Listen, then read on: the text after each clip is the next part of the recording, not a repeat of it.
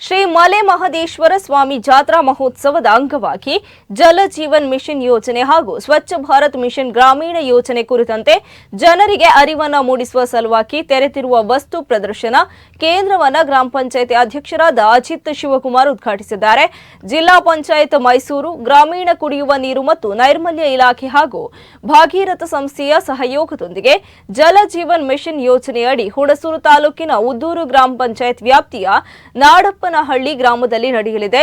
ಈ ಸಂದರ್ಭದಲ್ಲಿ ಗ್ರಾಮ ಪಂಚಾಯತ್ ಸದಸ್ಯರಾದ ದೇವರಾಜೇಗೌಡ, ಪಿಡಿಒ ಶ್ರೀಮತಿ ಭಾಗ್ಯ, ಕುಡಿಯುವ ನೀರು ಮತ್ತು ನೈರ್ಮಲ್ಯ ಇಲಾಖೆಯ ಸಹಾಯಕ ಇಂಜಿನಿಯರ್ ಶಂಭುಲಿಂಗ ಸೇರಿದಂತೆ ಹಲವರು ಉಪಸ್ಥಿತರಿದ್ದರು.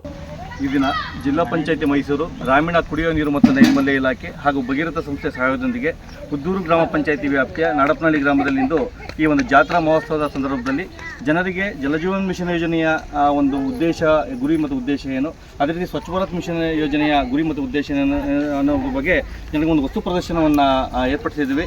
ಎಲ್ಲರೂ ಇನ್ನೂ 3 ದಿನಗಳ ಕಾಲ ಈ ಒಂದು ಜಾತ್ರೆ ಇರ್ತದೆ. ಈ ಜಾತ್ರೆಗೆ ಬಂದಂತಹ ಎಲ್ಲ ಭಕ್ತಾದಿಗಳು, ಗ್ರಾಮಸ್ಥರುಗಳು, ನೆರೆಹೊರೆಯ ಗ್ರಾಮಸ್ಥರುಗಳಲ್ಲಿ ಬಂದು ಈ ಒಂದು ವಸ್ತು ಪ್ರದರ್ಶನ ಭಾಗವಹಿಸಿ ಇರತಕ್ಕಂಥ ಕೆಲವೊಂದು ಮಾಹಿತಿಗಳನ್ನು ಎಲ್ಲ ಪಡೆದುಕೊಂಡು ನಿಮ್ಮ ಮನೆ ಹಂತದಲ್ಲಿ ಜಾರಿ ಮಾಡಬೇಕು ಅಂತ ಈ ಸಂದರ್ಭದಲ್ಲಿ ನಾವು ಹೇಳೋದಕ್ಕೆ ಬಯಸ್ತೇವೆ.